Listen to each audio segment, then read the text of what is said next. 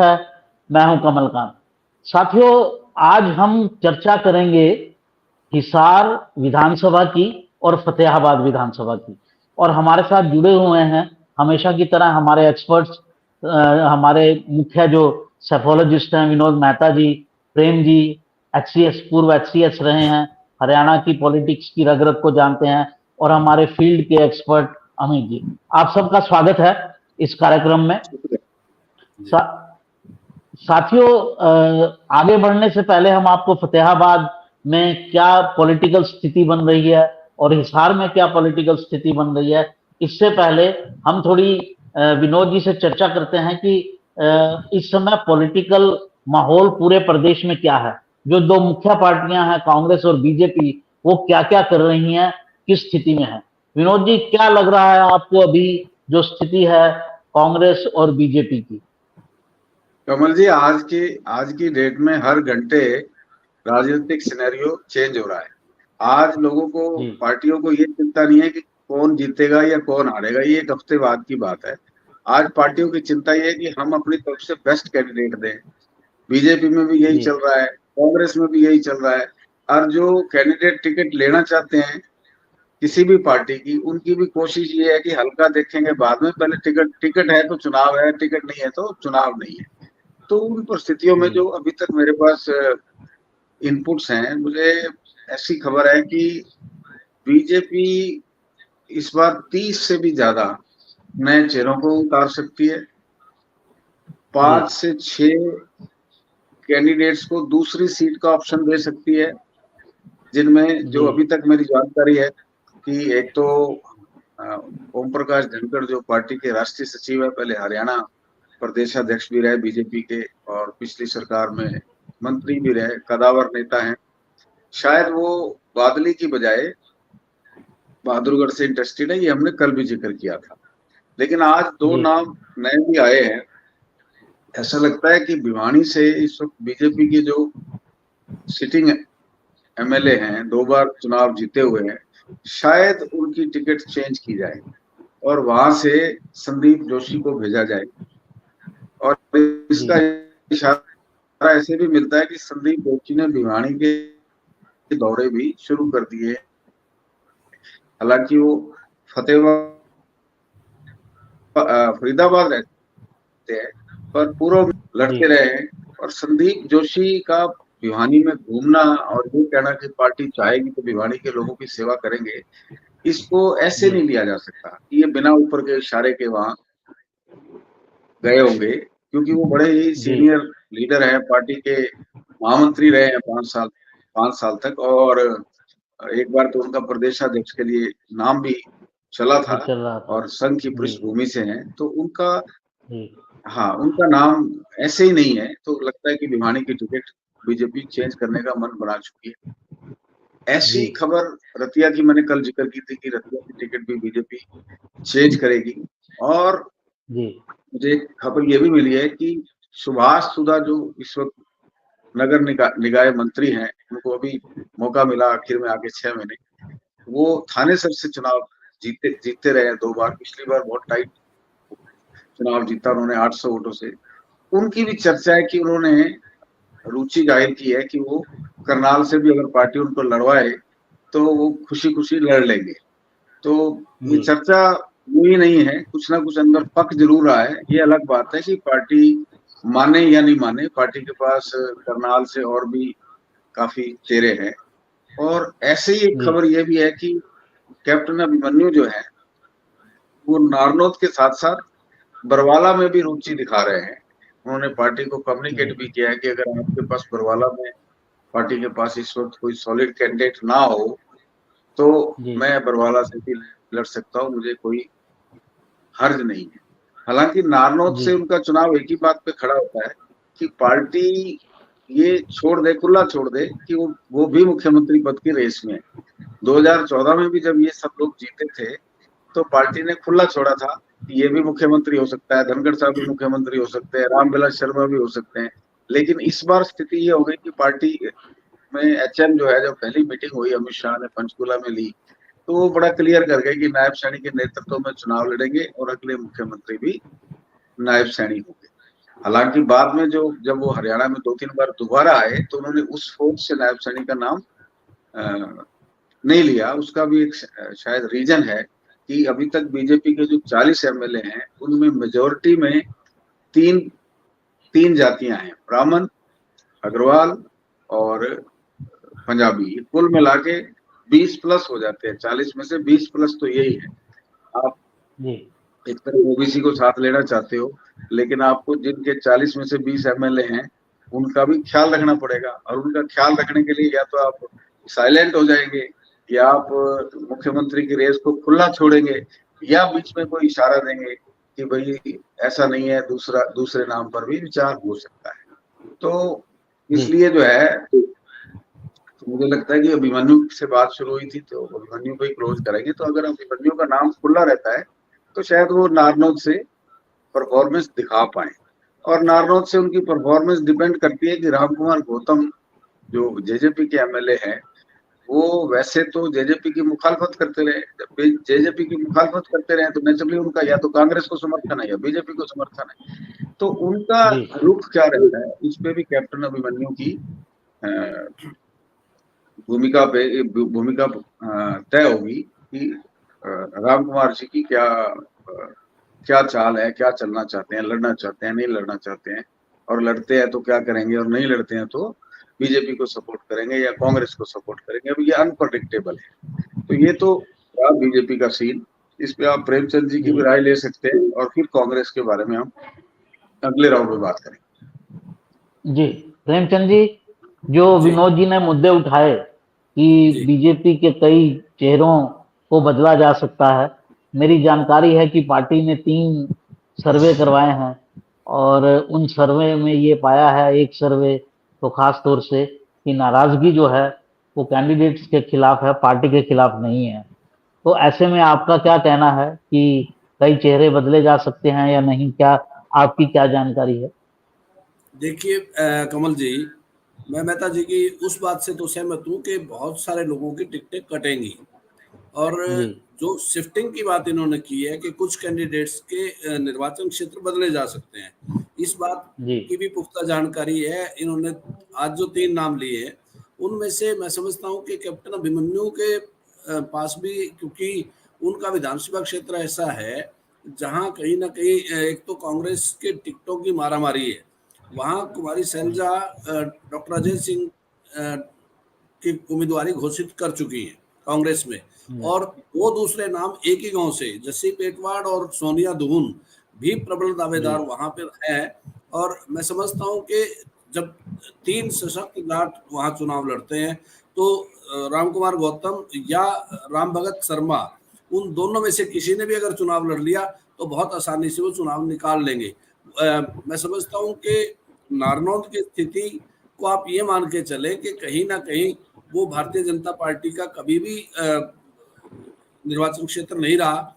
केवल जो उन्होंने कहा अपने ओपनिंग सेंटेंस में कि मुख्यमंत्री का अगर दावा कोई ना करे, ओपन छोड़ दिया जाए, तो फिर कैप्टन अभिमन्यु को मुख्यमंत्री के रूप में जैसे 14 में देखा गया था, परंतु वो स्थिति अब नहीं है। मैं समझता हूं कि वो गलती भारतीय जनता पार्टी पहले ही कर चुकी है, और उन्होंने कहा कि हम नायब सिंह सैनी के चेहरे पे चुनाव लड़ेंगे।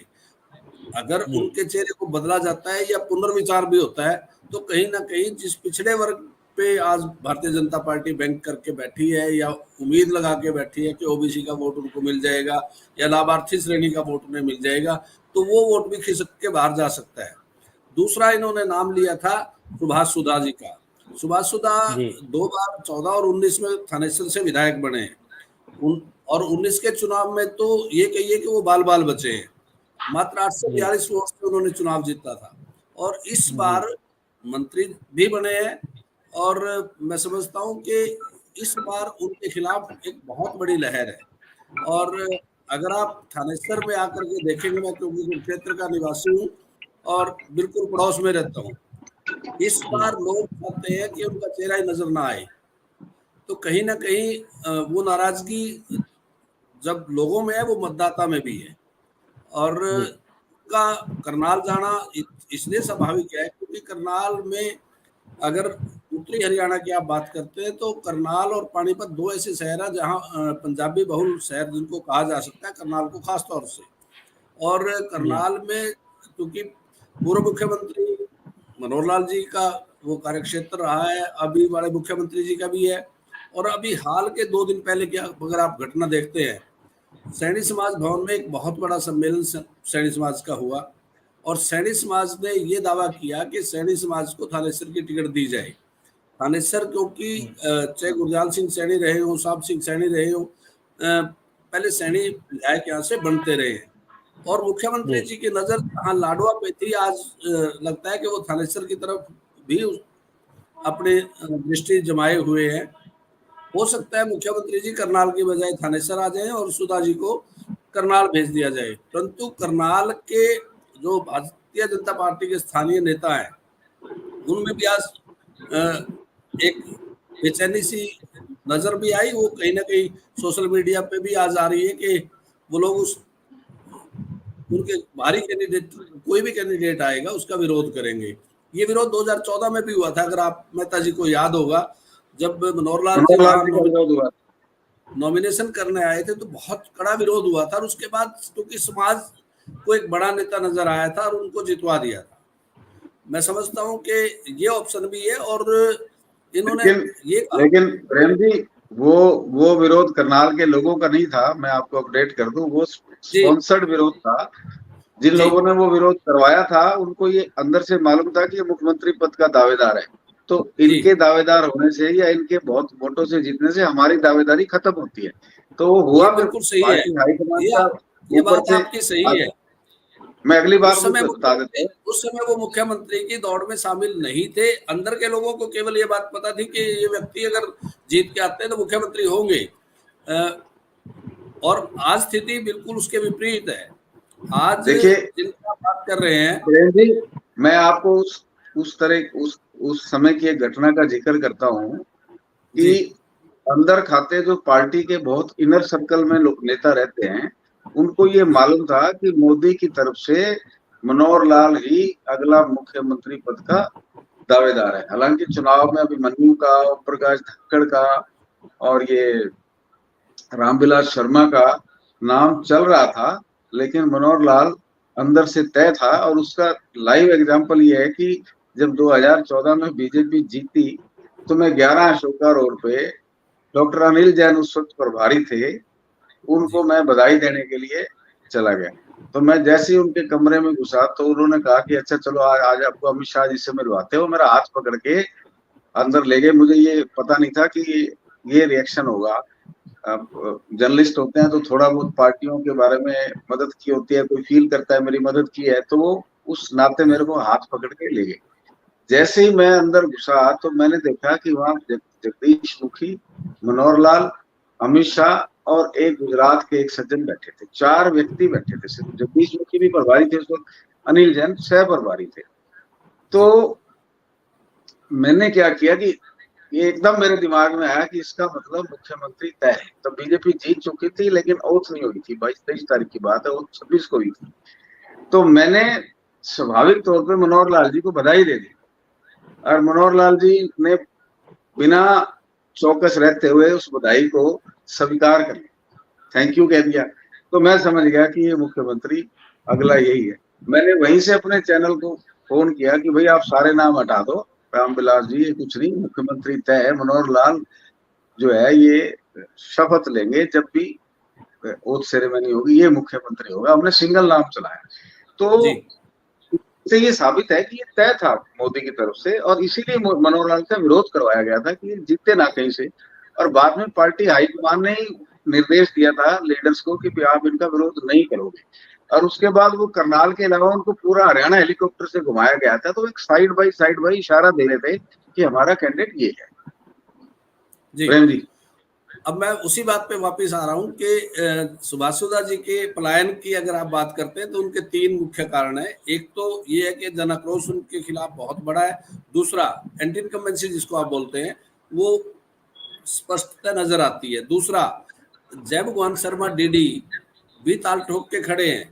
वो 2014 में भी टिकट मांगते थे, उनको पेहवा में टिकट दी गई थी। इस बार वो बिल्कुल वाजिद हैं कि मुझे चुनाव ही थानेसर से लड़ना है।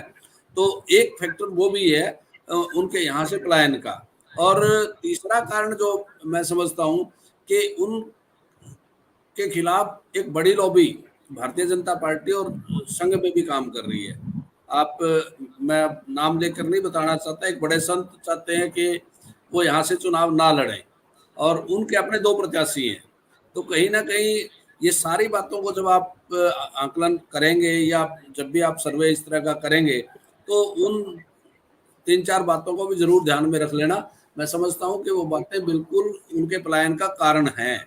और उसके बाद आपने एक ये बताया कि कैप्टन अभिमन्यु जी का अगर कहीं नजर है तो बरवाड़ा पर है। बरवाड़ा के जो निवर्तमान कहिए या वर्तमान कहिए विधायक जोगीराम सिहाग, वो भारतीय जनता पार्टी से आश्वासन ले चुके हैं कि उनको टिकट दी जाएगी। और आज जब किरण चौधरी जी राज्यसभा का नामांकन कर रही थी तो वो वहां हाजिर थे, समर्थक थे, आज प्रपोज करने वालों में थे। तो 4 जननायक जनता पार्टी के विधायकों की मौजूदगी ये साफ दर्शाती है कि वो कहीं ना कहीं पार्टी के साथ जुड़ने वाले या जुड़ना चाहते हैं। और अगर कैप्टन अभिमन्यु उस विधानसभा को छोड़ते हैं तो मैं समझता हूं कि रामकुमार गौतम फिर एक चांस भारतीय जनता पार्टी की तरफ से लेंगे और नारनौल पे फिर मुकाबला देखने वाला होगा। मैं इस बात पे तो केवल इतना ही कहूंगा। अब हम नहीं, मुद्दे पे आपकी बात ठीक है। जोगीराम सिहाग, बोलिए। जोगीराम सिहाग जो हैं वो बीजेपी के करीब हैं और विशेषकर मनोहर लाल जी के करीब हैं। वो शायद पिछली दफा भी बीजेपी के कैंडिडेट होते, उनकी टिकट किन्हीं भी संघ के कारणों से कटी या संगठन ने कहा कि नहीं संगठन के पुराने आदमी को टिकट दो, तो जोगीराम सिहाग चूक गए और जेजेपी ने लपक लिया और वो जेजेपी की टिकट पे चुनाव जीत गए। मेरी सूचना ये है कि इस बार लोकसभा में भी जोगीराम सिहाग को कंसीडर किया गया था कि अगर हिसार से किसी जाट कम्युनिटी से लड़वाना है तो जोगीराम सिहाग भी एक कैंडिडेट हो सकते हैं। तो आपकी बात बिल्कुल ठीक है कि जोगीराम सिहाग को कोई ना कोई कमिटमेंट मिला हुआ है बीजेपी से चुनाव लड़ने का। लेकिन मैंने ये कहा है कि कैप्टन अभिमन्यु ने इच्छा व्यक्त की है, पार्टी उनकी इच्छा को स्वीकार करेगी या नहीं करेगी ये अलग बात है, लेकिन ऐसी सूचना है कि उनकी भी इच्छा है कि वो बरवाला से भी अपने आप को ट्राई कर सकते हैं अगर बीजेपी जोगीराम सिहाग को टिकट नहीं देती।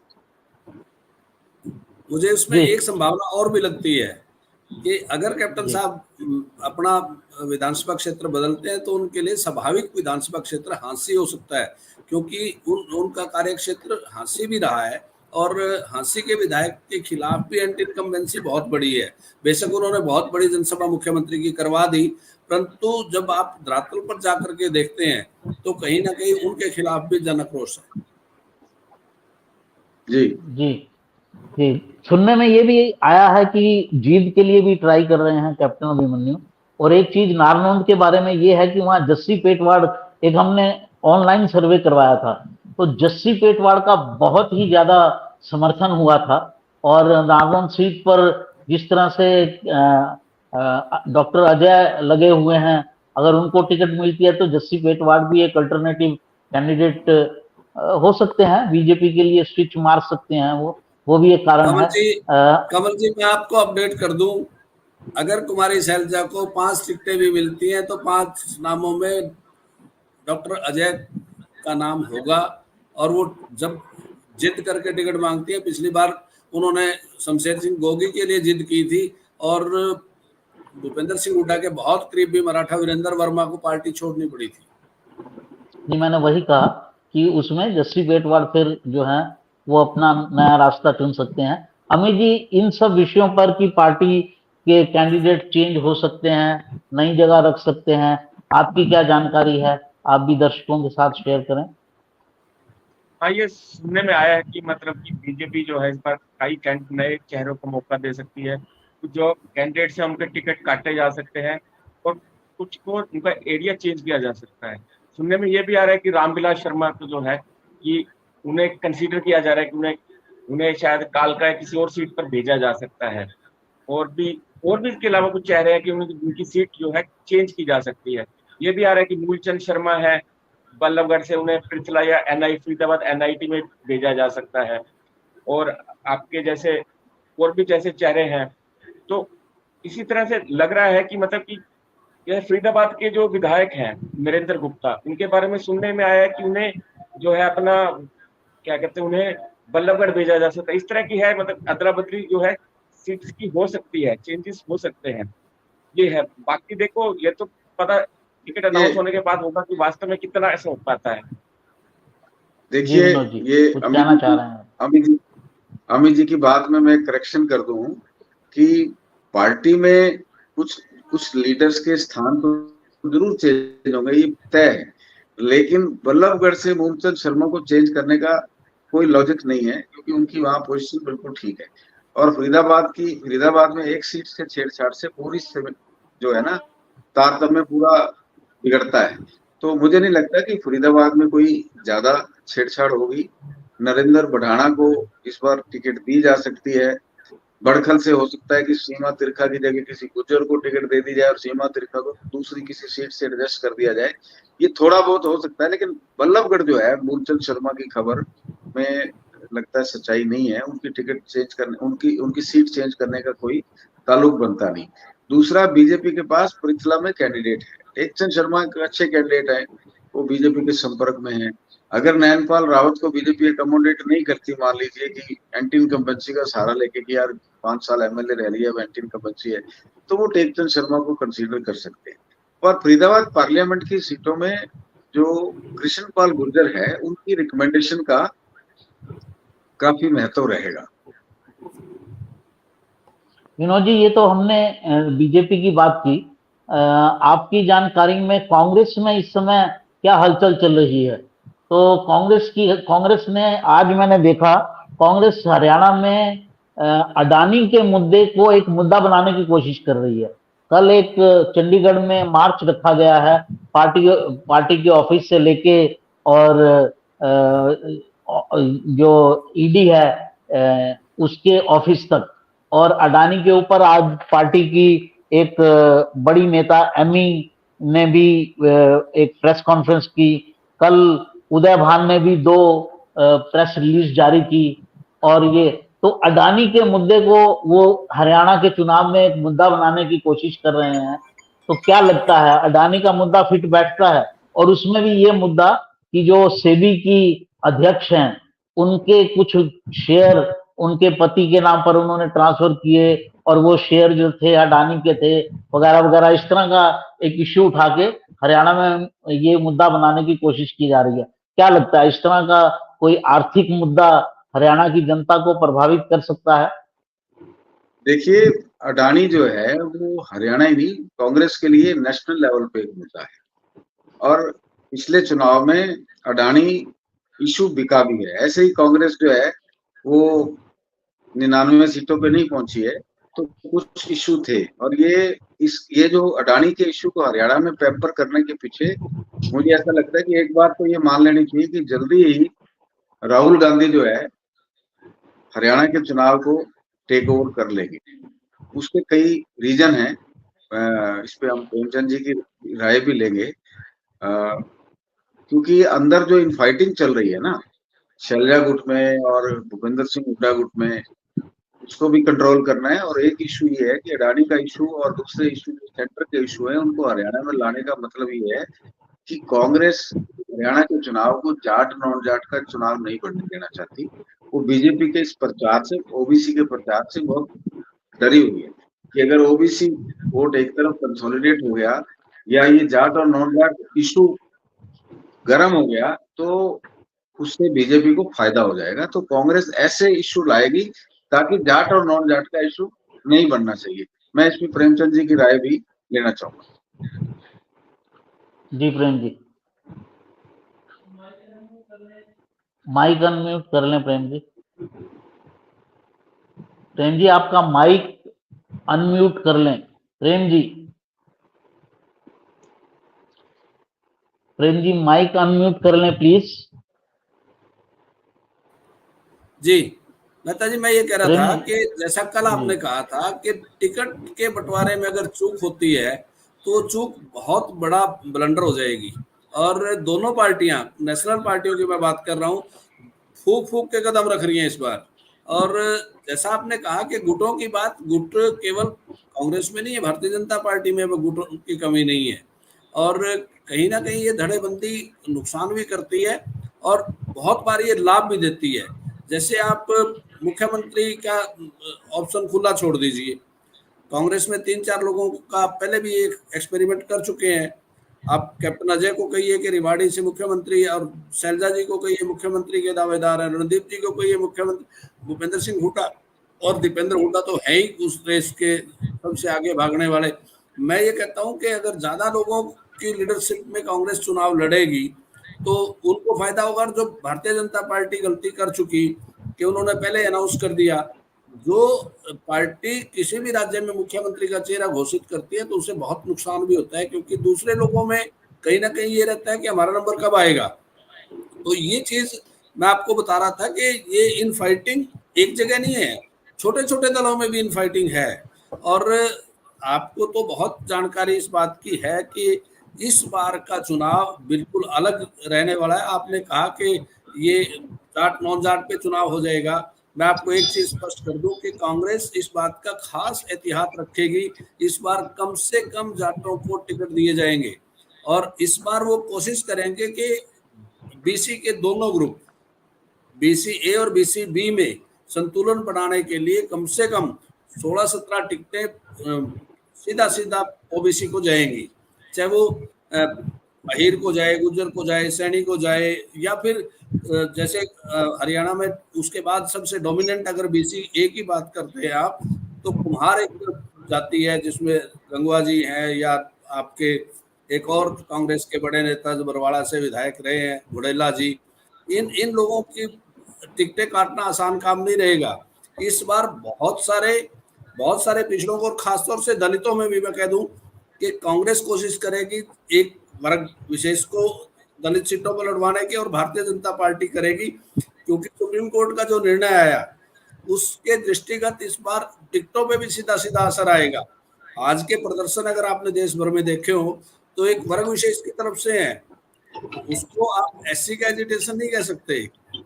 जिन लोगों ने सबसे ज्यादा उसका लाभ लिया है, और मैं समझता हूं कि ये सारा का सारा प्रदर्शन जो आज का है, इसे भी आप स्पॉन्सर मान लें कि कहीं ना कहीं ये कॉल बेशक मायावती जी की थी, परंतु जिस प्रकार से बिहार में हुआ है और हरियाणा में भी आज मैंने प्रदर्शन देखा, बहुत जगह का मैं लाइव देख रहा था, बहुत जगह से बहुत जबरदस्त वो प्रदर्शन था और एक जाति विशेष का था, खासतौर से उन्हीं के प्रतिष्ठानों से वो शुरू हुआ। आप इस बात को भी अब नजरअंदाज नहीं कर सकते। आज जो एससी और बीसी का विभाजन है, ये ए और बी कैटेगरी बना करके, ये एक बार चौधरी भजनलाल से भी हुआ था कि उन्होंने एससी के दोनों वर्गों को आरक्षण दे दिया था और उसका खामियाजा उनको भुगतना पड़ा था। नहीं, एससी के दोनों वर्गों को ए और आपने दलित राजनीति की बात की, मैं छोटी सी बात में खत्म करता हूँ। मायावती का यूपी में जो तरीका पिछले 2 इलेक्शन लड़ने का रहा, विधानसभा का और लोकसभा का, उससे दलित समाज में एक बात बड़ी साफ चलेगी कि हमारी लीडरशिप खत्म हो रही है या खत्म की जा रही है या जानबूझ के खत्म हो रही है। तो दलित समाज में एक विचलन है और वो एक नई लीडरशिप पैदा करना चाहते हैं। और मुझे ऐसा लगता है कि इस वक्त जो जिस तरह की एक्टिविटी कुमारी शैलजा की है, उनके 25-30 साल के पॉलिटिकल कैरियर में वो इतनी प्रोएक्टिव कभी नहीं रही। टिकट उनको मिल जाती थी, चुनाव वो जीत जाती थी, लेकिन जमीन पे नहीं उतरती थी। आप अब पिछले 6 महीने में देख लो कि कुमारी शैलजा की जो एक्टिविटी है वो पहले से मल्टीप्लाइड है, कई गुना ज्यादा है। आप दिल्ली से चलो तो जैसे ही रोहतक क्रॉस करते सोरखी गांव से लेके और डबवली तक जितने भी टिकट के दावेदार हैं उन्होंने कुमारी शैलजा का फोटो लगाया हुआ है। इतना मैंने अपने जीवन में उनका एक्टिव इश्तिहारबाजी कभी देखी नहीं।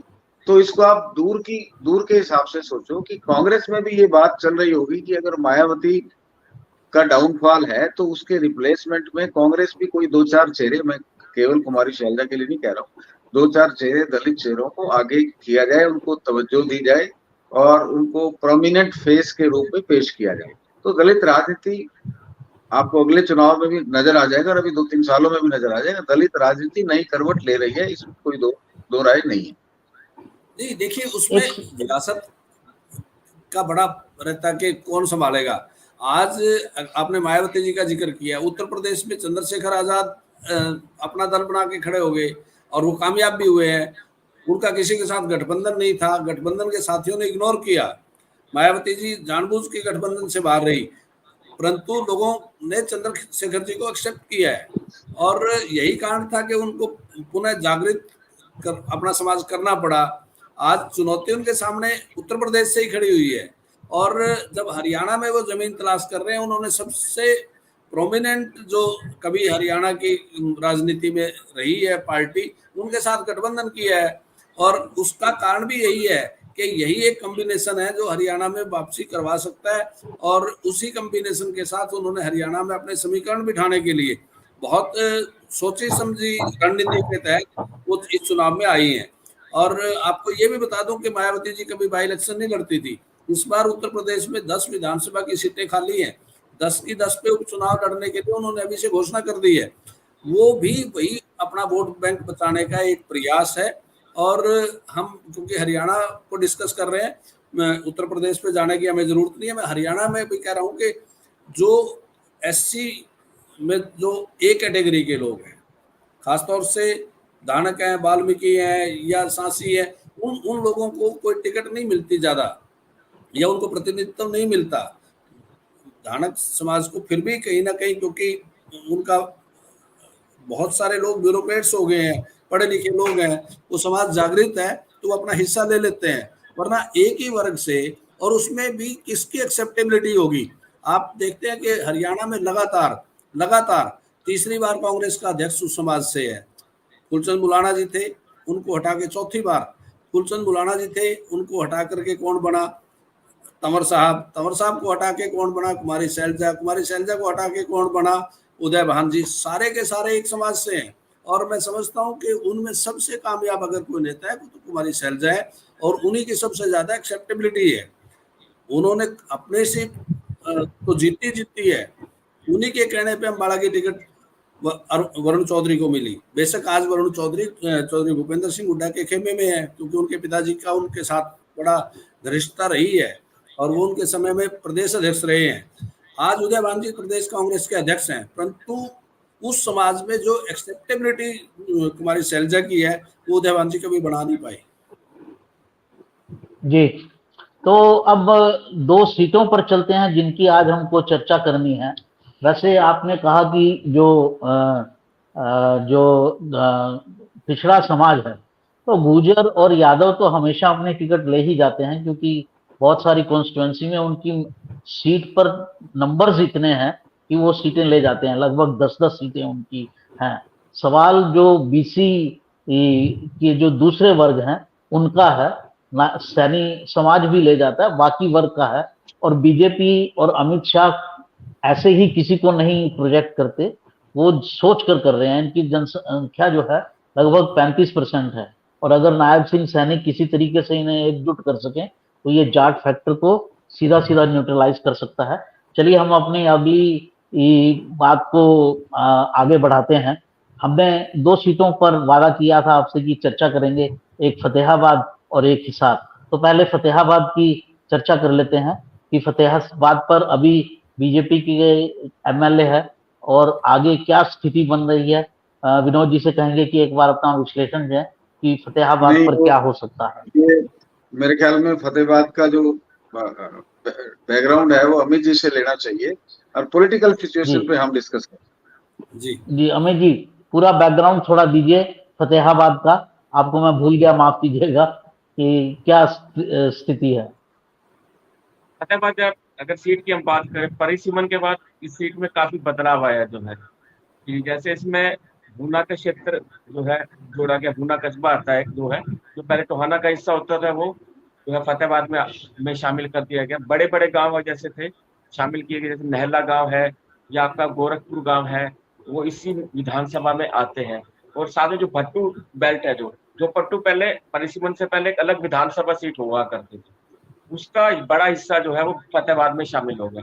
अगर हम कहें कि जो फतेहाबाद पहले कभी पंजाबी बहुल हम कहते थे, पंजाबी कैंडिडेट जीता करते थे, वो परिसीमन का जाट बहुल सीट हो गई जो है। अब इसमें हम कह सकते हैं कि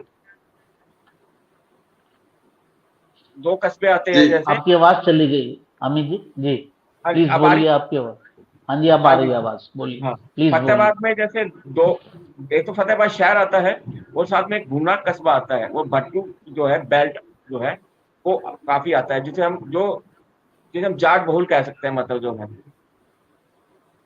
हाँ, अगर हम जी परिसीमन के बाद बात करें जो है, परिसीमन के बाद से इस सीट पर जो है कांग्रेस ने जीत हासिल नहीं की है। 3 इलेक्शन हो चुके हैं, 2009, 2014, 2019 में। इनमें तीनों में कांग्रेस को हार का सामना करना पड़ा है। हाँ, 19 की बात करें, 19 में तो कांग्रेस कैंडिडेट जो थे प्रहलाद सिंह गिल्लाकर, उनकी जमानत भी नहीं बचा पाए थे अपनी जो है।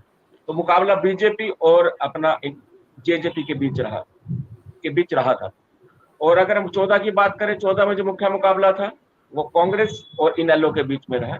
और अगर हम 9 की बात करें, जो पहला परिसीमन के बाद जो इलेक्शन हुआ, उसमें निर्दलीय जो है प्रहलाद सिंह गिल्लाखेड़ा जो है जीत कर आए थे। कांग्रेस की तरफ से दूराराम खड़े हुए थे, जो कि दूसरे नंबर पर रहे थे। जो फतेहाबाद सीट जो है बीजेपी अभी तक एक ही बार जीत पाई है, जो है 2019 में ही जीती थी फतेहाबाद सीट।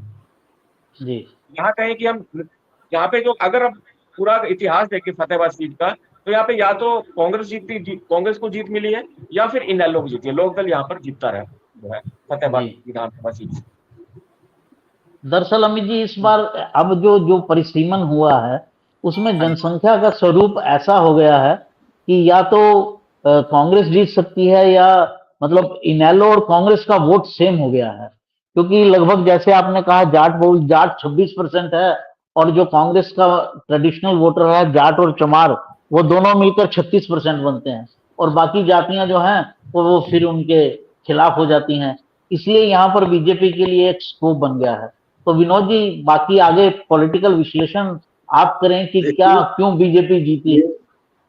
ये जो फतेहाबाद का इलाज किया गया था वो एक लॉन्ग टर्म रणनीति के तहत किया गया था। एक दड़बा जी हल्का खत्म करके और फतेहाबाद और आदमपुर को कंट्रोल करने की तैयारी की गई थी। रीजन क्या है कि इंडियन नेशनल लोकदल आदमपुर कभी नहीं जीत पाया, तो ओम प्रकाश चौटाला को हमेशा कसक रहती थी कि एक बार भजन लाल को इनेलो की टिकट पे हराना, चश्मा भजन लाल को हराए। तो उनके एक कसक ये थी। दूसरी क्या थी कि फतेहाबाद सीट जो है वो अर्बनाइज थी, और जो उसके आसपास के गांव थे वो भी अर्बनाइज कल्चर के थे, तो वहां से हमेशा पंजाबी जीतता था, और पंजाबी उस वक्त ज्यादातर कांग्रेस में होते थे। लोकदल में जी पंजाबियों का जो एंट्री है वो 1999 के बाद ज्यादा शुरू हुई, उससे पहले कम थी। तो लोकदल के पास कोई पंजाबी कैंडिडेट ही नहीं होता था, और ना ही उसकी पंजाबी में एक्सेप्टेबिलिटी उस वक्त।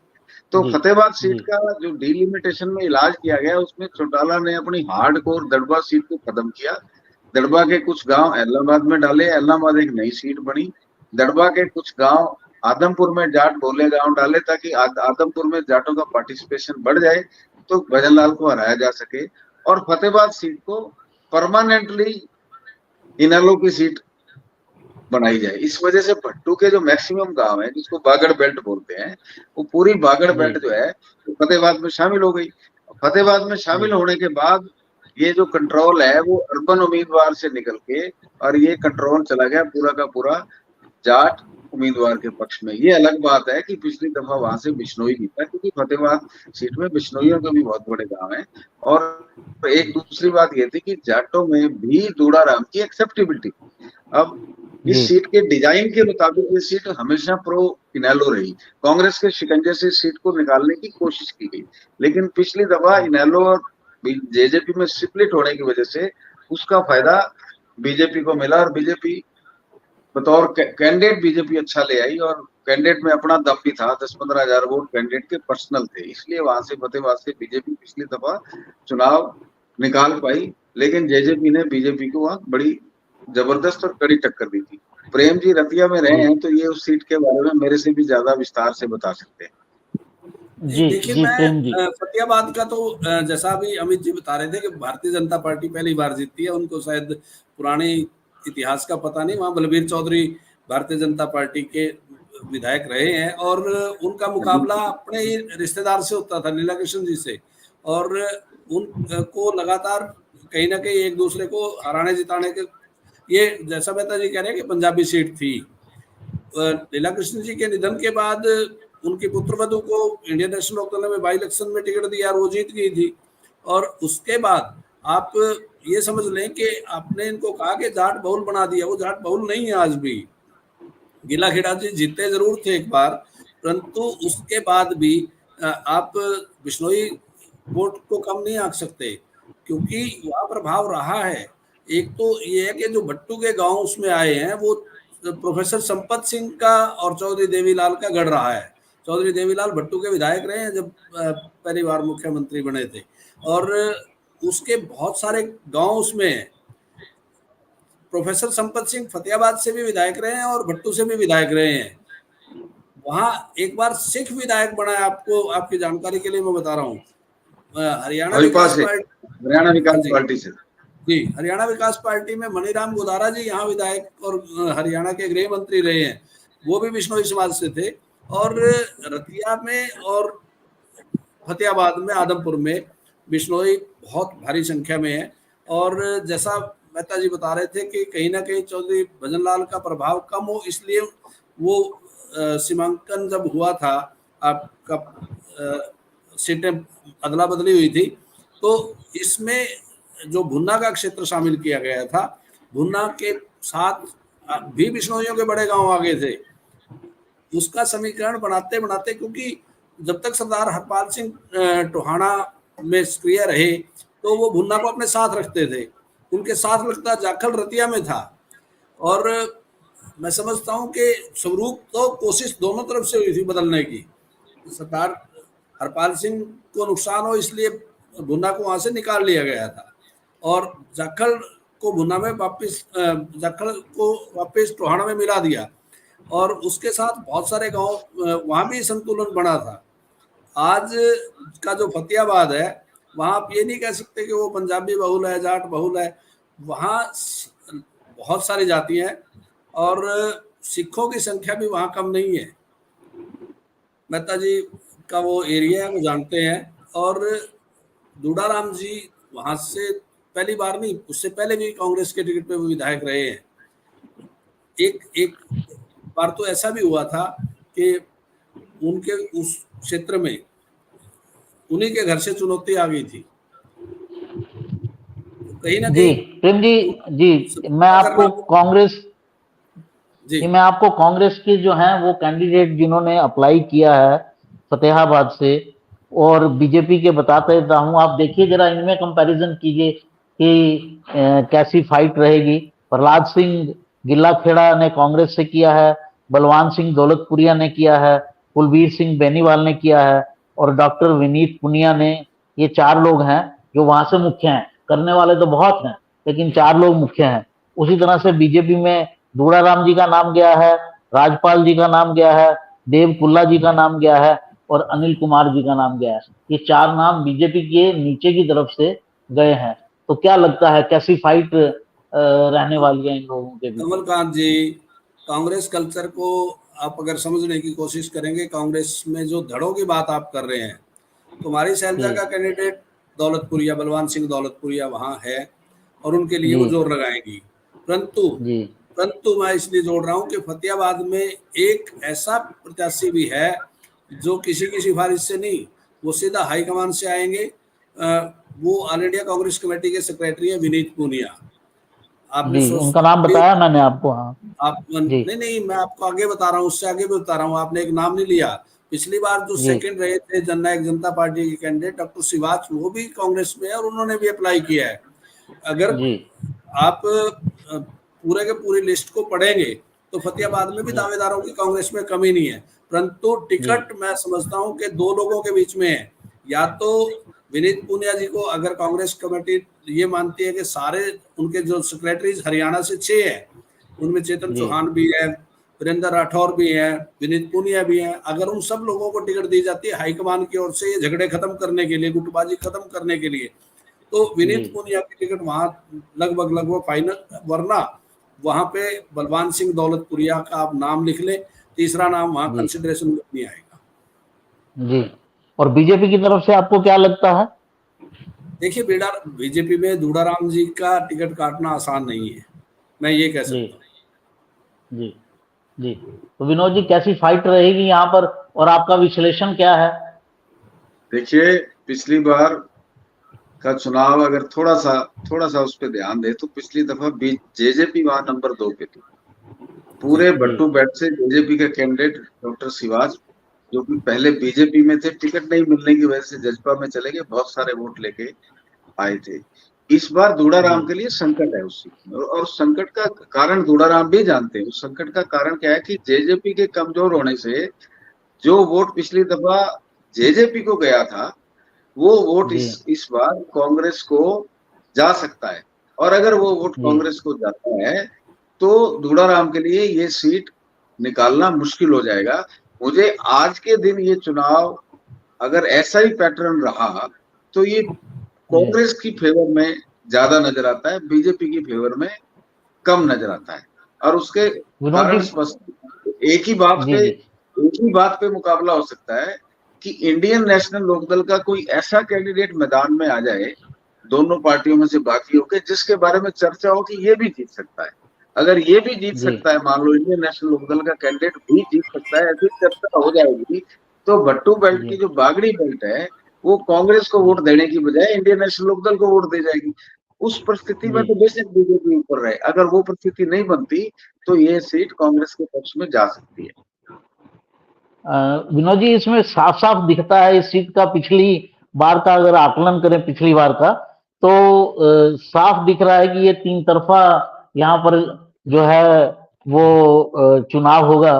क्योंकि बीजेपी कैंडिडेट को 77,000 वोट मिले थे, वीरेंद्र सिवाच को 74,000 मिले थे, और प्रहलाद से गुल्ला खेड़ा को जो है 20,000 वोट मिले थे। तो पिछली बार भी तीन तरफा था, इस बार भी तीन तरफा होने की उम्मीद मुझे तो कम से कम लगती है। 70,000 वर्सेस 74,000 को आप 20,000 से कंपेयर करेंगे, वो तीन तरफा नहीं है, वो ढाई तरफा कह सकते हो। लेकिन इस ढाई बार तरफा है, लेकिन फर्क तो वो पड़ता ढाई है। तरफा चुनाव है, तीन तरफा चुनाव नहीं है। क्योंकि वहां लोगों ने एक जी बात सिलेक्ट कर ली थी कि बीजेपी के खिलाफ हमको कांग्रेस में जाना है या जेजेपी में जाना है। तो क्योंकि वो जी प्रो बागड़ी बेल्ट है और पुरानी लोकदल बेल्ट है, तो उन्होंने कांग्रेस की बजाय जेजेपी को चुना। इस बार जी स्थिति ये है कि परसेप्शन बिल्डअप हो चुका है कि जेजेपी फाइट से बाहर है। ये जी परसेप्शन है, ये मेरा व्यू नहीं है, ये जी जनरल परसेप्शन है कि जेजेपी फाइट से बाहर है। और कांग्रेस में जी जो हरियाणा में जान भी नजर आ रही है, उसका भी कारण यही है कि जेजेपी फाइट से बाहर हो गई। जो जेजेपी का वोट है मध्य हरियाणा में, वो उसके पास कांग्रेस में जाने के अलावा कोई रास्ता ही नहीं है। इसीलिए मध्य हरियाणा में कांग्रेस भारी भारी इसलिए नजर आती है, उसका दौड़ भारी इसलिए नजर आता है कि जेजेपी कमजोर हो गई। मैं बार बार वही बात कह जी रहा हूँ कि अगर जी जेजेपी इनेलो में से कोई थर्ड फ्रंट फतेहाबाद में कैंडिडेट की वजह से बना, पार्टी की वजह से फ्रंट नहीं बनेगा। कोई कैंडिडेट ऐसा जी आ जाता है, मान लीजिए डॉक्टर शिवाज की बात है, उनको कांग्रेस की टिकट नहीं मिलती, एक कल्पना की बात है, जी हालांकि वो कह चुके हैं कि मैं बगावत नहीं करूंगा, मैं जेजेपी से नहीं लड़ूंगा। ऐसा कोई भी जी कैंडिडेट जिसके अपने पल्ले 25-30 हजार वोट हैं और उसको कांग्रेस जी या बीजेपी दोनों में से वो इग्नोर हो जाता है और वो फाइट में आ जाए, जी तो बेशक 2.5 गुना फाइट बने, 3 गुना फिर भी नहीं बनेगी। फाइट सीधी सीधी जी बीजेपी और कांग्रेस के बीच में रहेगी। और आज का जो डाटा है वो ये कहता है कि कांग्रेस हावी है। जी। प्रेम जी, इस पर प्रेम जी की भी राय ले लेते हैं, क्योंकि वो थर्ड फ्रंट के काफी जो हैं समर्थक भी हैं, हम जानते हैं उनको, और आईएनएलडी पर उनकी विशेष नजर रहती है। क्या लगता है प्रेम जी आपको? प्रेम जी क्या लगता है? पान जी, माइक मैं अनम्यूट कीजिए। मैं माइक। ये कह रहा हूँ मैं ये कह रहा हूँ आपसे एक और इम्पोर्टेंट नाम छूट गया फतेहाबाद का। जी पूर्व विधायक बेनीवाल, जो जिन्होंने आदमपुर सर, उपचुनाव वो में, लिस्ट तो बड़ी लंबी है। मैं जो लिस्ट नहीं आपको दावेदार नहीं बता नहीं, रहा हूँ वो कि ठीक कह रहे हैं, वो ठीक कह रहे हैं। वो जी निश्चित रूप से चुनाव लड़ने वाले हैं। और जी अभिनेता जी जैसे बोल रहे थे कि इनमें से कोई का नाम मैं बता रहा हूं आपको, दो लोग कोशिश करेंगे इंडियन नेशनल लोकदल का टिकट लेने की, इन्हीं में जी से, इस सूची में से ही। मैं आपको यही बता जी रहा हूं कि 20,000 से शुरू करने वाले दो लोग ऐसे भी हैं जी। इसी तो सूची ये में से। आईएनएलडी का क्या लगता है आपको? देखिए, मैं आप सिर्फ दो पार्टियों की बात कर रहा हूं, मैं उसी पे आपसे बात भी कर रहा हूं। जब आप जी गठबंधन को भी बीच में डिस्कशन में शामिल करेंगे तो मैं आपको बता दूंगा उनका भी बहुत कुछ। आपको आप कहीं ना कहीं जब बाइपोलर की बात करके आप कहीं ना कहीं किसी का हक मारते हो। मैं ये बता रहा हूँ कि नहीं, हम नहीं कर रहे सर, हम पूरे खुलकर बात कर रहे हैं। आपके मन में जिस जिसका नाम है आप बताइए, इसीलिए हम नहीं, मैं लोग तो आपको आपके। बता रहा हूँ कि वहां भी ट्रायंगुलर है, कम से जी कम ट्रायंगुलर है, उससे ज्यादा जी बहुकोणीय भी हो सकता है। जी जी फतेहाबाद, रतिया, सारी की सारी सीटों की मैं बात बता रहा हूँ आपको। ये बेल्ट कहीं नहीं ना कहीं सिरसा पार्लियामेंट का हिस्सा है देखो, सारा। सिरसा पार्लियामेंट में आप उसको रूल आउट नहीं कर सकते। इंडियन नेशनल जी लोकदल के गठबंधन को सिरसा पार्लियामेंट में, आपका मैंने आपको बताया था कि मेवात में, अम्बाड़ा पार्लियामेंट में पूरे के पूरे में, और जी पुराने जो उनके किले हैं, मैं उन किलों की बात जब करूंगा तो आपको बहुत जी आश्चर्य जी, भी उन होगा। उन सब पर जब हम आएंगे तो उन पर जी, आपसे विशेष रूप से विस्तार से जानकारी लेंगे। अभी आपको क्या लगता है फतेहाबाद के अंदर कितने कॉर्नर फाइट होगी? कम से कम ट्रेंगुलर होगी, उससे ज्यादा भी हो सकती है। जी जी। तो अमित जी, आपकी इस पर कोई टिप्पणी? मैं ये कहूंगा कि वैसे आज की स्थिति में तो ये लग रहा है कि फाइट जो है बीजेपी और कांग्रेस के बीच में ही रहने जा रही है। अगर हाँ कोई कैंडिडेट, स्ट्रॉन्ग कैंडिडेट अगर वो बागी होकर चुनाव लड़ते, ट्रायंगुलर फाइट जो है हो सकती है फतेहाबाद सीट। जी, और अगर ट्रायंगुलर फाइट होती है तो कौन पार्टी लाभ में रहेगी, कांग्रेस या बीजेपी? बीजेपी फायदे में रहेगी, जो है उसका फायदा बीजेपी को मिलेगा। बीजेपी के लिए जो है सीट निकालना आसान, निकाल सकती है, उस स्थिति में निकल ठीक है, सकती है। ठीक है। तो दर्शकों, आपने देखा फतेहाबाद पर हमने पूरी चर्चा की, आपको हर एस्पेक्ट के बारे में बताया, कैंडिडेट्स के नाम भी मोटे तौर पर बताए।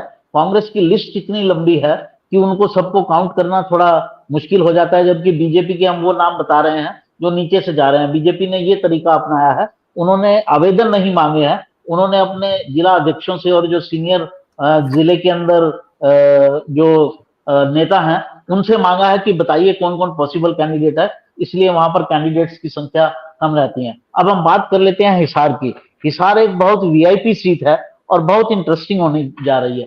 वैसे तो फतेहाबाद भी वीआईपी सीट है दूड़ा राम जी के कारण, लेकिन हिसार बहुत ही वीआईपी सीट है और वहां बहुत संघर्ष होने जा रहा है। टिकट को लेकर भी संघर्ष होने जा रहा है। क्या मैं ठीक कह रहा हूं विनोद जी? पहले तो अमित जी से पूछ लेते हैं कि हिसार की सीट का क्या इतिहास, ज्योग्राफिया क्या रहा है, थोड़ा हमारे दर्शकों को बताएं। जैसे हिसार जो सीट है, विधानसभा सीट है हिसार, एक पूरी शहरी सीट है जो है, इसमें पूरी शहरी सीट है। लेकिन हाँ, परिसीमन के बाद सबसे बड़ा बदलाव ये आया कि जो हिसार शहर की जो पंजाबी मूल कॉलोनियां थी वो नलवा में शिफ्ट कर दी गई। जो है वो एरिया जो है नलवा में चला गया, जो पंजाबी बहुल था, जैसे पटेल नगर कुछ और कॉलोनियां थी वो नलवा में चली गई। अब आप कह सकते हैं कि जो हिसार जो विधानसभा सीट है उसमें बराबर है कि आपको पंजाबी भी है, बनिया भी है, सैनी वोटर भी ठीक ठाक है हिसार विधानसभा सीट पर। और ये अब मैं मेन कह कि हम ये तीन प्रमुख जातियां जो है विधानसभा, बाकी ऐसी वोटर तो है ही है। और हम जी बात करें हिसार सीट की, एक खास बात ये भी है कि यहाँ पे जिंदल की फैक्ट्री का जो वोटर है वो भी काफी मायने रखता है। जी वो भी कई बार जी जीत हार में अहम भूमिका अदा करता है। अगर जिंदल से यहाँ पर कई बार विधायक बने यहाँ से जो है, उसमें उनकी फैक्ट्री जी का जो वोट है वो काफी अहम रहा जो है, तो जो जी उसने जीत में काफी अहम भूमिका निभाई। उसकी संख्या अलग जी अलग बताई जाती है, कोई 15 से 18,000 तक की करीब बताई जाती है। जी। अब एग्जैक्टली बता तो नहीं सकते कितनी। हाँ जी, जी कंट्रोलिंग वोट है। मैं थोड़ा हाँ और जी, इसको स्पेसिफिक करता हूँ। एक तो हिसार सीट जो है विधानसभा सीट वोट वाइज बाकी सभी सभी सीटों से छोटी है। हाँ जी, हमारे जी यहाँ जो हरियाणा में औसत है वो 2 लाख की औसत है। टोटल 2 करोड़ मतदाता है, तो 2 लाख से ऊपर की औसत है। बहुत कम सीटें हैं जो 2 लाख से कम है। अब तो 2 लाख, 2.25 लाख, 2.5 लाख तक की सीटें हो गई। गुड़गांव में तो जी 4-4 लाख की सीटें हो गई। और हिसार में जी वोटर की संख्या कम है, 1.30 या 1.35 के आसपास होगी। पिछली बार 1,08,000 थी, तो 5 साल का समय होगा, 1.30 और 1.35 के आसपास होगी। इसमें 10% वोट जो है, 10% वोट जी जो जी है वो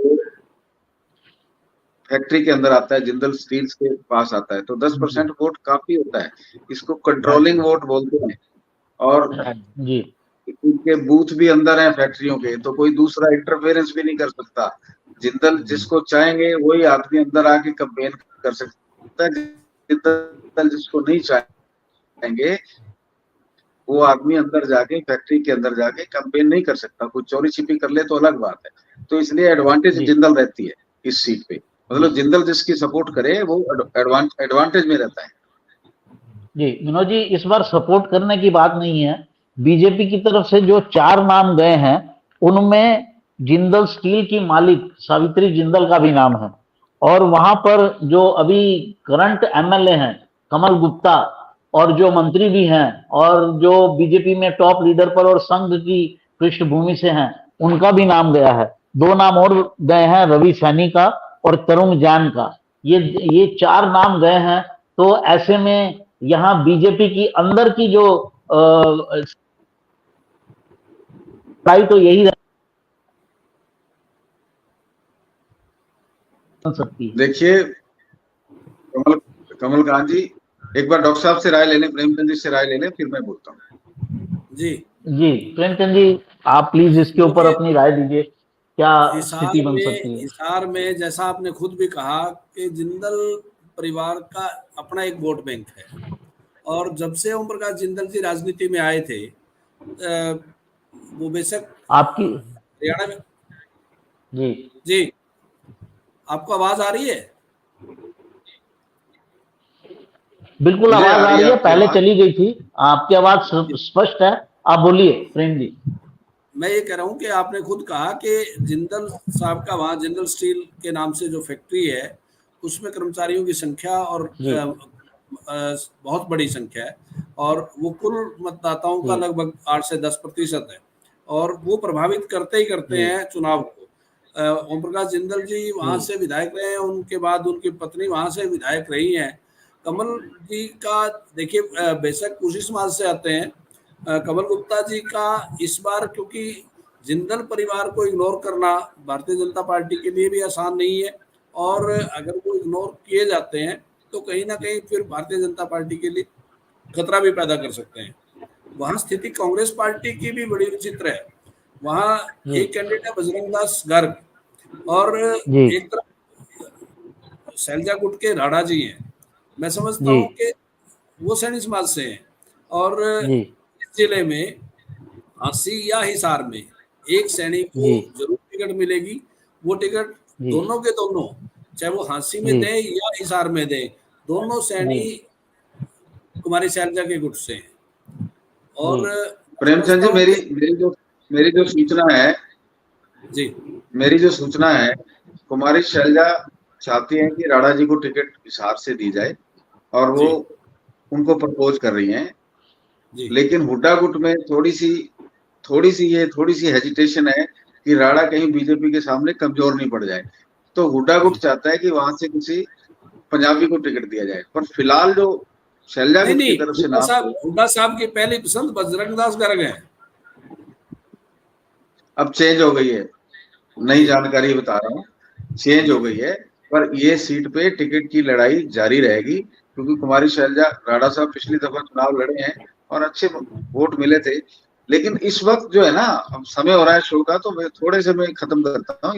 इस वक्त हार का जो सीन है वो पिछली दफा के सीन से अलग है। पिछली दफा बीजेपी कॉम्पिटिटिव और मेरिट पे चुनाव जीती थी। इस दफा बीजेपी को वहां 2 बड़ी एडवांटेज है, क्योंकि हार में 3 ही कम्युनिटी लीड करती हैं, एक तो अग्रवाल, एक पंजाबी और तीसरे सैनी। अब होगा क्या कि नायब सैनी प्रदेश में मुख्यमंत्री हो गए, तो हम एज्यूम तो ये करके चलेंगे कि सैनियों का वोट जो है वो नायब सैनी को मुख्यमंत्री बनाने के लिए पड़ेगा। अच्छा, नवीन जिंदल कांग्रेस बीजेपी में शामिल हो गए, कुरुक्षेत्र से सांसद बन गए। नवीन जिंदल का वहां परिवार का कंट्रोल है, अगर उनको टिकट मिलती है खुद लड़ेंगे तो भी उनकी स्थिति मजबूत है, और अगर वो खुद नहीं लड़ते तो बीजेपी का विरोध नहीं कर पाएंगे, तो तब भी वो बीजेपी को फायदा देंगे। लेकिन पेच क्या है, जो हमने डेटा को एनालाइज किया है, अगर बीजेपी यहाँ टिकट चेंज नहीं करती है तो ये सीट टफ फाइट में चली जाएगी, और अगर बीजेपी टिकट चेंज कर देती है तो इस सीट पे बीजेपी को 100% एडवांटेज है। 100% एडवांटेज की बात कर रहा हूं मैं, पूरे हरियाणा में जो भी माहौल हो, लेकिन हिसार में बीजेपी आज भी एडवांटेज की स्टेज पे है, बशर्ते कि वो अपनी टिकट चेंज करे। अगर वहां बीजेपी लूज करेगी तो टिकट की वजह से ही टिकट चेंज नहीं करेगी तो चुनाव का दृश्य ही बदल जाएगा। जी, लोकसभा चुनाव के अंदर भी बीजेपी को कांग्रेस के कैंडिडेट से बहुत ज्यादा वोट मिले थे। इसका एक इंडिकेटर ये भी है जो विनोद जी कह रहे हैं, हालांकि जीता वहां कांग्रेस का कैंडिडेट था पूरी सीट पर, लेकिन हिसार में लेकिन स्थिति हिसार रिवर्स से थी। प्रेम जी 36,000 की बीजेपी की लीड थी। हिसार से जी 36,000 की बीजेपी की लीड थी। पर नहीं, लोकसभा और हिसार में विधानसभा में अंतर होता है। कुलदीप बिश्नोई भी एक बड़ा फैक्टर है। हिसार शहर जी में कुलदीप बिश्नोई जी का अपना वोट बैंक है। वो भारतीय जी जनता पार्टी में, बिल्कुल। इसलिए भी वहां प्रभाव रहता है। एक विषय ये भी, हालांकि हमारा समय हो रहा है, लेकिन ये भी एक चर्चा का विषय है कि पिछले दिनों में बीजेपी ने कुलदीप बिश्नोई को, जिनको उन्होंने लोकसभा में इग्नोर किया था, अब उन्होंने तरजीह देनी शुरू कर दी है। कुलदीप बिश्नोई अकेले ऐसे नेता हैं बीजेपी के जिनको पिछले दिनों में जो 2 कमेटी बनाई गई चुनाव प्रबंधन को लेकर, उन दोनों में रखा गया और एक में संयोजक बनाकर रखा गया, और किसी नेता को, पार्टी के अध्यक्ष को छोड़कर उनको नहीं रखा गया है। तो ये आपकी बात को तस्दीक करता है। जी विनोद जी, कोई आखिरी कमेंट? आखिरी कमेंट, 2 सीटें हमने डिस्कस की हैं। फतेहाबाद जी इस चुनाव में प्रो कांग्रेस और हिसार इस जी चुनाव में प्रो बीजेपी। आज की डेट में कैंडिडेट बाद में जी कुछ गड़बड़ होती है तो फिर दोबारा बोल देंगे, लेकिन आज की डेट में जी। प्रेम जी, आपका कोई अंतिम सेंटेंस? मैंने यही कहा कि अभी एक बार जब तक प्रत्याशी घोषित नहीं होते, इसको ट्रेंगुलर और मल्टी कॉर्नर बनने दीजिए, फिर आपको एनालाइज करने में मजा आएगा। जी अमित जी, आपका कोई आखिरी कमेंट? मैं ये कहूंगा कि जो हिसार सीट है वो बीजेपी स्ट्रॉन्ग लग रही है, काफी जो है स्ट्रॉन्ग सीटिंग है। हाँ, फतेहाबाद जो सीट है मुझे लगता है कैंडिडेट पे डिपेंड करेगा कि किसको टिकट मिलती है। अगर ट्राइबल फाइट हुआ तो बीजेपी को बेनिफिट है, अगर नहीं हुआ तो बहुत मुश्किल है बीजेपी के लिए फतेहाबाद सीट आमने जी सामने। तो जी दर्शकों, हमने अब तक 4 सीटें डिस्कस की हैं। दो सीटों पे एडवांटेज बीजेपी लग रहा है, 2 सीटों पर आज की तारीख में एडवांटेज अपोजिशन लग रहा है। बाद में क्या परिस्थिति बनती है ये उस पर देखना पड़ेगा। हरियाणा में ये वाला चुनाव बिल्कुल डिफरेंट होगा। बहुत सारी चीजें, बहुत सारे कैंडिडेट्स के आने के बाद पता चलेंगी कि चुनाव कहाँ खड़ा होता है। आज के हमारे कार्यक्रम में इतना ही। आपको पसंद आया हो तो लाइक कीजिए, सब्सक्राइब जरूर कीजिए। हम हर रोज आपको हरियाणा की सीटों का अलग अलग तरह से विश्लेषण करके बताएंगे। नमस्कार। आप सब जुड़े, आपका भी बहुत बहुत धन्यवाद। शुक्रिया शुक्रिया। Thank you.